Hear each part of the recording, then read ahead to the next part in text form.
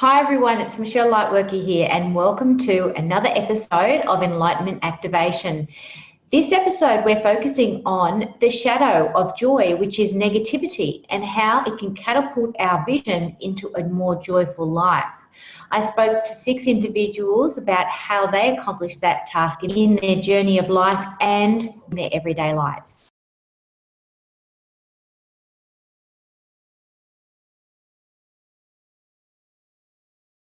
My name is Pat Armitstead. I'm 64. I'm the world's first joyologist. I'm here to inspire hope, liberate compassion, and evoke joy. I didn't learn about joy by studying joy. I actually learned about joy through the experience of shame, grief, and embarrassment. And that was back in 2001. Through our conditioning, we believe certain things, and when life events happen in the external, we're meaning-making machines, and typically we make it mean, well, if that happened to me based on past conditioning, for me it was like, if this is happening to me, I must be really bad. And so I would allow myself to spiral down. So it took a shift in perception for that to change, and from there was on a search to, where's the joy in this was my question. And I committed at that time that whatever came up in my life, I would go to it. What that's provided me with now is a vision that lets me see paradox and synchronicity side by side, lets me see challenge and support side by side, and lets me see, with all the neuroscience, epigenetics that's come to the fore this last 20 years, lets me also see the degree to which I have evolved and that I'm living into my purpose. I taught a stress, humour and health course at Auckland University for 10 consecutive years, and one of the joys from there was helping them to be able to see joy where apparently there was none. I'm not sure how they measure the energies of emotion, but they can. So they measure the resonance. And in David Hawkins' work, he says that all levels below 200 are actually destructive. So the levels that fit in there are shame, guilt, apathy, grief, and fear. Shame sits at 20. Joy, however, is at 540. Peace is at 600. And from 700 up to 1,000, we're moving to enlightenment. The performing arts helped me, especially improv acting. When you learn the skills of improv, you learn that first thought is correct. And once you can master in that improv environment, then you're not so stuck with the hunya head talk. You're very free in your thinking. Get really clear on what are my peak moments. So for me, it's when I speak and the light goes on for somebody in the room. It's like, I'm done. There is my moment. A totally different space is when I paint and create and I don't need anybody. So, and if I can orchestrate enough of those two places, then no matter what's going on a day-to-day basis, I'm reasonably happy. Since 2001, I have sent over 10,000 pieces of what I call glad mail, honouring, celebrating and congratulating others for how I perceive them. Patch Adams does something similar, and there is great joy in these really small moments, what you can capture in a sentence. Patch is patron of a new television show, The Laughter Channel, that I'm producing. And he writes, great to hear from you and that you're doing well and trying to infect others.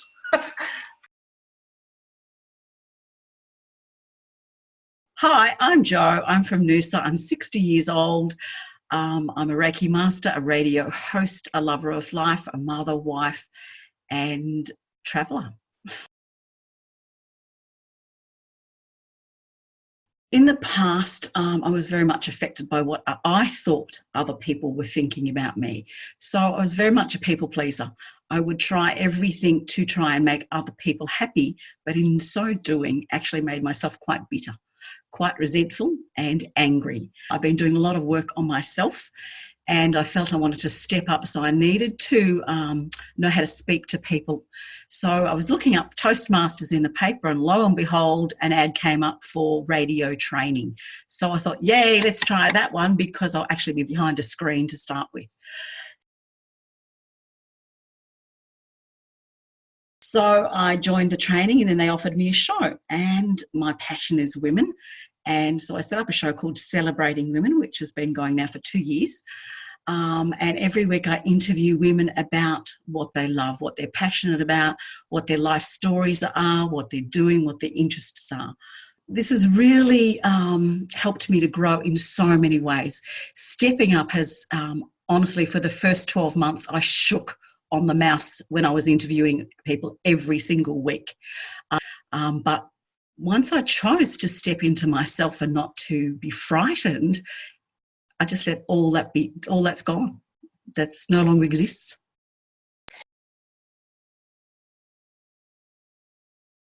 By stepping up every week, I stepped through a wall of fear. Every single week I had it, and every single week I would walk into it. It was like stepping into fire, absolutely terrified. But as I got through it, this wall opened up, this veil lifted, and what can I say? Just step into fear, because it's actually not there to hinder you at all. It's actually there for you to grow. Once you've stepped through the wall and you're in fear, it's no longer fearful. It's given me confidence to talk to anyone. I've met so many interesting people that has led me along so many interesting paths that my soul has grown amazingly. It's led me to holidays overseas where I have met shaman and gone along different paths and had the whole universe opened up to me. So I would say it's the best thing I've ever done. The joy that it's brought to my life has been incredible. To be yourself, to be not frightened of what other people think anymore. It just opens up your whole life to the experience of total joy and happiness. Not frightened, having no fear, the most amazing thing in the world. As I sit there every week listening to these women sharing their life stories with me, it is amazing because everyone has a story. They're all incredible, incredible women. These are just ordinary women. They're not special. They're not the high flyers. They're just local women who have done amazing things. They are amazing. And it's just opens me up. And I think it opens my listeners up to what can be done out there. And also maybe for women to give themselves a little bit more of a pat on the back and acknowledge themselves. Enjoy life. That's the best thing I could ever suggest to anyone. Don't be frightened of anything. Don't be frightened of what other people say about you or think. But who cares what other people think? It's what you think about you that counts the most. Hi, I'm Ryan Elizabeth Woelfel. I'm 38 years old and I'm from Cincinnati, Ohio, and I'm an intuitive artist.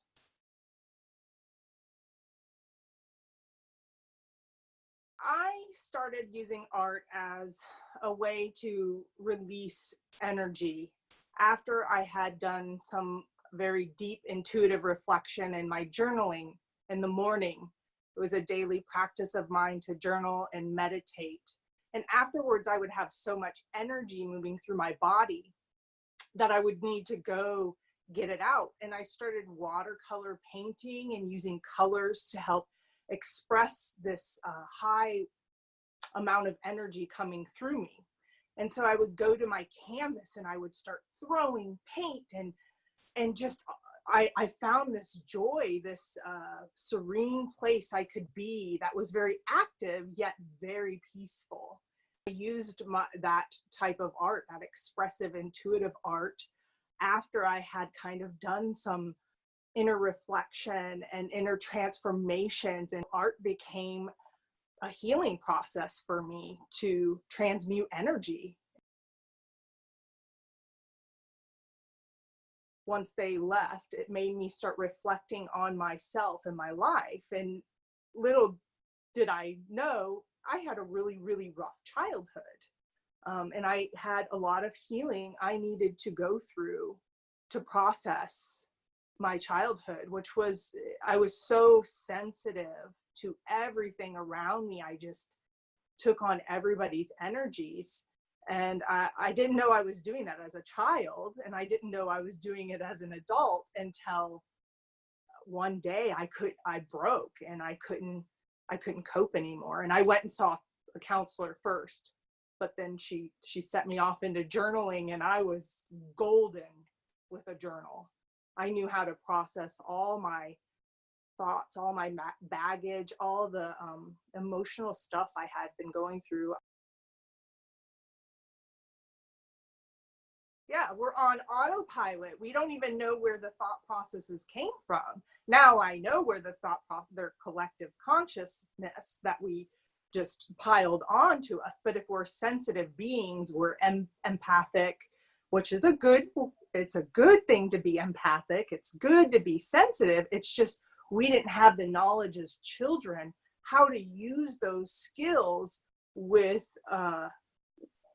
joy and light and intuitiveness. We didn't know, we were just taking on our parents' energy, our teachers' energies, the energies of things just happening to us, and not really knowing how to process it.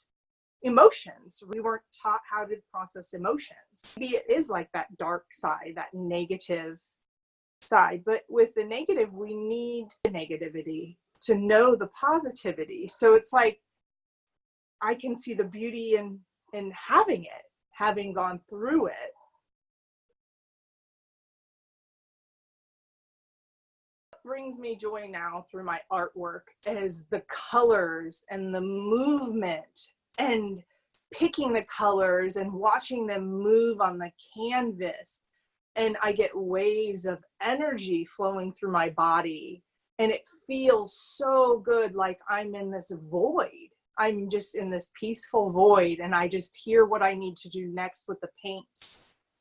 And it is so uplifting, and like a release of this joyful energy actually gets put onto a canvas, and then I get to go share it with people on Facebook or Instagram instantly. Like right when I make it, I get to share that joy right then.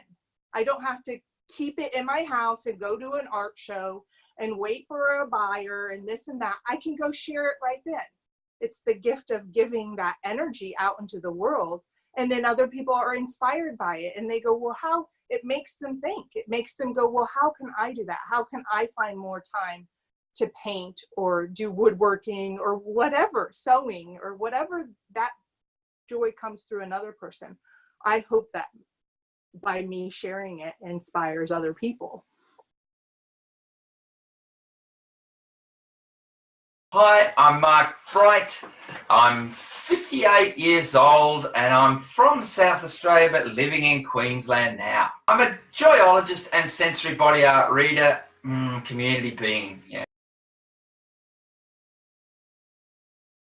Really sat down and contemplated what my vibe was when I was in a good space, and when I wasn't, even whatever was happening, and then said, well, what is that as a quotient quality worded statement? And I enjoy basically jumping out of the page of books I'm reading. The word joy came out and thrust itself in my head like here it is probably your thing. And so, okay, I'm a joyologist. I thought, yes, that'll be my learning, because I could easily go to the other side of being disappointed about something that hadn't happened, and I would find some kind of way of reconciling that quite rapidly and tuning into that joy vibe, frequency kind of feeling inside me as a kind of, that's the better way to go for the living. So I'm finding my kind of challenges confronting me and what I do, even though that it's difficult, I have to understand more deeply what is actually it is that I am being faced with and what is thrusting in my face. And then I sort of things that I can't control, it's something they're teaching me to let go. I've been learning this thing. If it annoys me, I've got to find my patience factor. If it kind of runs into kind of anger me, grumping me, I've got to forgive and have compassion, please. Not got to, but it's got to, my thing is to go into that recognition of the value that I'm being given when I run into a challenge or two. And then if someone leaves me, or it leaves what I do, which was a genuine thing, it's very topical. I'm just throwing out stuff at the moment. And I realised all these gorgeous things that I would have liked, but they never happened. So there was an unconditional love and a treatment of stand on my own 2 feet that I needed to bring into my life as a consequence of knowing that it's meant to be, that kind of thing. And then when the power over me feeling, if I had life challenges overpowering me, to take my power back. And I have is a kind of like a kind of Pied Pipery way, as I get the kids involved and they see a big grown-up fellow playing, and I go with it. I get my tools out, I get fun stuff out, I get the world balloon I carry, I get my paints out and paint. You do this interactive stage show, sharing and caring with the land, music and colour, sound and light. And everybody, generally, I have a win with this. Parents come in and I end up painting the parents. You know, the parents are there. You know, paint daddy. So, you know, let's get in and do the sort of a collaborative community in unity thing. And mostly, if we help each other kind of a little bit, it's all where everybody get even better than I ever thought, multiply the good. That's the plan. But it doesn't always come easy to people because we've been taught to put boundaries, Michelle. The boundaries are seriously in place with the old kind of concept of who we are, so it's kind of natural to stay in those fences. Fences in the background here, fence here, neighbourhood, fence, symbolic things. And you go, the new way, there'll be less fences.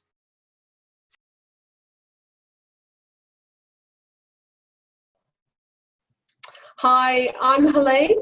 I'm 43 years old and I'm from the Sunshine Coast in Queensland, Australia. And I am a psychic medium, vibrational healer, alphanumeric analyst. When I talk about joyful living, it really is about embracing the wholeness that is you.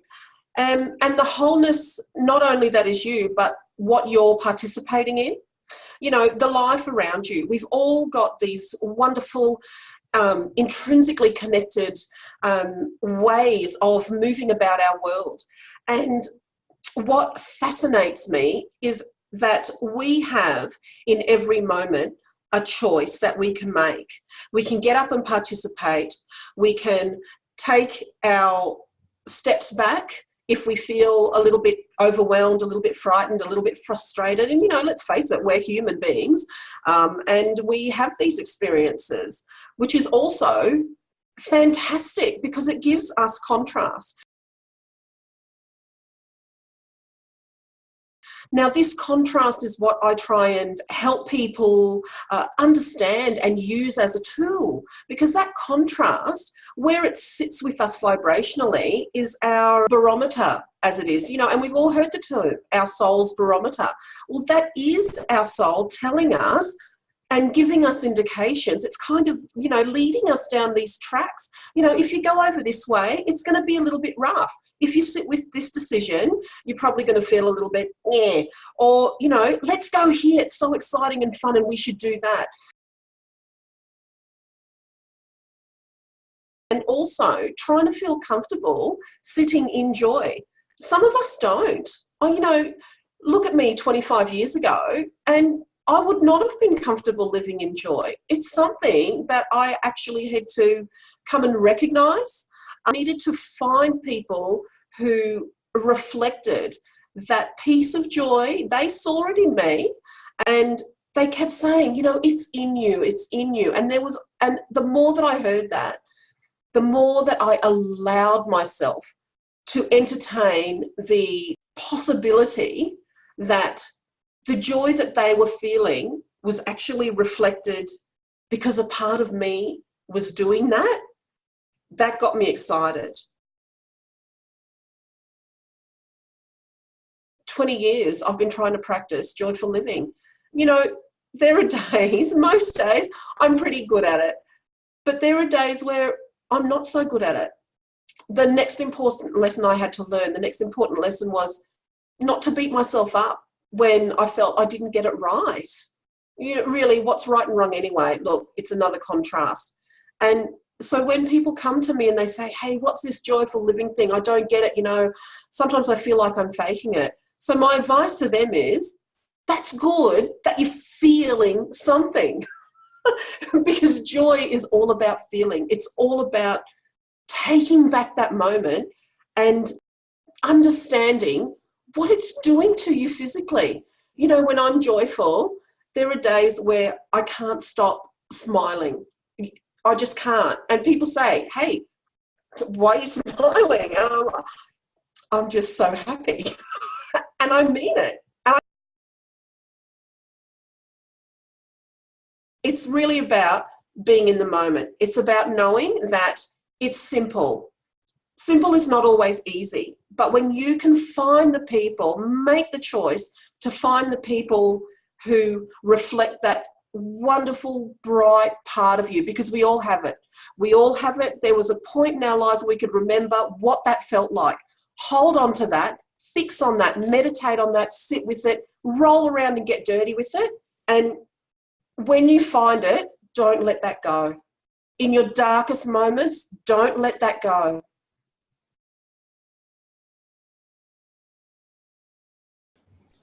Hi, I'm Tahni Dowd. I am 53 years old. I live in Caloundra, Queensland, Australia. I work in the electrical industry and I'm also an international artist. I find a lot of joy in, well, everything really. It's just a matter of choosing joy in any given moment. I enjoy my pastimes such as surfing. When I'm out surfing, I really like to connect with the environment. I love to feel the energy of the waves and the motion of the water. So certainly that brings me joy, and that's an easy way for me to achieve joy. I like to believe in any given moment where you can choose joy, and that's what I try and focus on every breath I have in my life, really. I think joy does overcome negativity. It's easy for us to, I guess, look at any situation and be negative about it, or only see negative things that are happening in the world. When we step into joy and choose joy, we're really reframing what could be perceived as negative and seeing it for joy, or making joy the number one priority. Gratitude's a big thing in my life, and the way I engage with joy. I feel that I'm always looking at being in gratitude every day, every morning I wake up for the life that I live. It's a wonderful experience just to wake up, to be breathing, to be next to someone you love, to be able to enjoy your life on a daily basis. And having gratitude shows, I guess, God or a high power that we appreciate what's been given to us. So when someone keeps giving us things that we don't show any gratitude with, or we choose to ignore or don't accept, then these things aren't continue to be given. So yeah, it's important to be in gratitude, because the more that we're gracious or appreciate things that are given to us, the more we tend to get. It's important to live a life of joy, and to be able to see joy no matter where you are. And maybe that's a concept for someone that's maybe, I don't know, living in a jail cell that's, you know, smaller than your toilet or something like that. But I think really, you know, you can find joy in any moment of your life. It's hard, I guess, if you're in pain continuously, or you know, under suffering all the time or something. It's hard to feel joy, but I think yeah, that's the challenge we face in this life, to overcome those moments when we are in pain or suffering, and to try and look for the joy in those moments. I like to paint. I like paintings to portray beauty that I see in everyday life, that we're able to look at things and see the beauty that is available to us, that doesn't cost anything. It's just there. We just have to open our eyes and look at it. And so I hope that when I paint something, I'm showing you what I can see, and that others can then also learn how to look at everyday things and see the beauty and joy available to us that doesn't cost anything. I'm just a joyful person, and I feel that hey, if we're not living in joy, what are we really living for? So I choose joy over everything any day of the week, and twice on Sundays. So, what did you think? Could celebrating our joy and practicing more gratitude in our lives actually increase our own level of joy and overcome, transform negativity? If we're focusing on the solutions that the negative situation that we perceive to be negative is prompting us, does that mean that we're actually shortcutting our way to joy? Maybe every situation that we perceive as loss is an invitation to expand our joy. Does sharing our joy through art, through beautiful letters, and reminding people how amazing they are, celebrating their lives, could it also be a catalyst for infusing joy into our own lives as well as those of others? What if we're the essence of joy? What if that's the truth? I'll leave you this one final thought. If we are the essence of joy, then is everything else a mere reminder, a nudge back to the truth?